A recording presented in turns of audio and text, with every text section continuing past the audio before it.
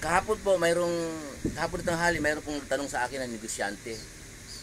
Na ang sabi niya, Chef Roy, malas ba sa negosyo yung may buntis? Diba, tauhan mo may nabuntis. Malas ba sa negosyo? Sasagutin ko po sana, pero parang daplis lang tanong niya kasi parang pabiro, tapos iniba yung topic. Pero ngayon po, sasagutin ko. Alam ko naman na mapapanood niya yung video ko eh. Pero bago pong lahat, magandang umaga po. Muli ang inyong lingkod, si Chef Roy. Shout out po sa lahat ng makakapanood ng video ko ito. Pagpapalain po kayo ng Diyos. Ito. Ang tanong po nagtanong sa akin kahapon, nung tanghali, malas daw ba sa negosyo yung may nabuntis? Ang sagot po ng depende. Halimbawa, kung cashier mo, o manager mo, o ano man yun na matagal ng kasal, kasama, nabuntis siya, nagdalang tao na ngayon, aba, pagpapala ng Diyos. Pagpapala mo ng Diyos, matik. Okay? Pero kung nabuntis na sa kalaswaan siyang kaharutan, init lang ng katawan, hindi naman niya asawa na nakabuntis eh. Minsan, hindi pa karelasyon.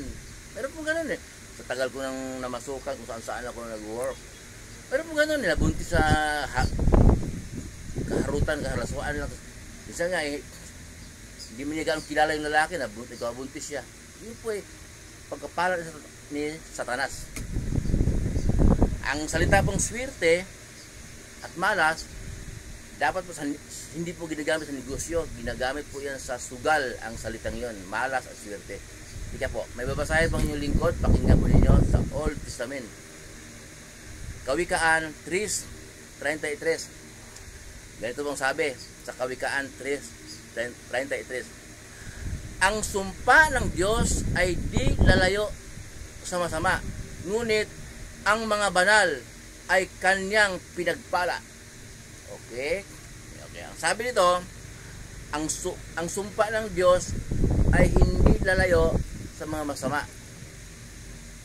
Pero yung mga banal, kanyang pinagpapala. So, yun po, dalawa yun pagdating sa mga kabuhayan, negosyo, sumpa ng Diyos at pagpapala ng Diyos. Okay. Halimbawa, yung negosyo mo eh lumakas. Mayroon kang tauhan no na pinagpapala ng Diyos. O kaya baka ikaw mismo na may-ari ng negosyo, pinagpapala ng Diyos. Okay? Kasi po,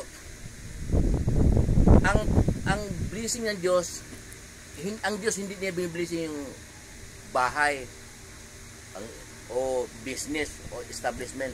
Hindi niya binibless. Ang binibless mo ng Diyos, tao. Okay po, tao. Okay. Sinabi niya kay Elias na pumunta ka sa lupain ng Sidon, sa Sarepta, mayroon doong biyuda na magpapakain sa'yo. Walang trabaho yung biyuda na yun. Inuutosan ng Diyos magpapakain. Pagdating mo doon, ang pagkain ng biyuda hindi mauubos hanggat nandun ka. Kaya di, magpapala ng Diyos. Diba? Okay. Yun namang si Jacob naman, sinabi ng Diyos na kasamahan daw niya si Jacob kahit saan pupunta. Kaya pagdating ni Jacob doon sa lugar ni Laban, siya ang ginawang katiwala, umangat yung negosyo ni Jacob. Yan po. Okay. Kaya tungkol po sa humina yung negosyo at lumakas, kasi negosyante yung nagtanong sa akin, dumating po yun ng pagpapala na yun, nag-boom yung negosyo. Eh biglang humina. Tingnan natin, baka panahon talaga taghirap. Pero pinagpapala ka naman ng Diyos, andiyan ka pa rin, hindi ka naman nalugi. So may kita kang kunti, pasalamat mo. Pero kung napansin mo na mabigat ang araw-araw, parang mabigat ang hatak ng kabuhayan, ng pag-imbenta, eh baka naman biglang may dumating sa'yo na tauhan na sinumpa ng Diyos. Gaya ng tanong ninyo, baka alanganin po sa tanong ninyo, baka may nabuntis na, eh, kung nabuntis yan na may asawa, kasal, pagpapala ng Diyos. Pero kung nabuntis yan na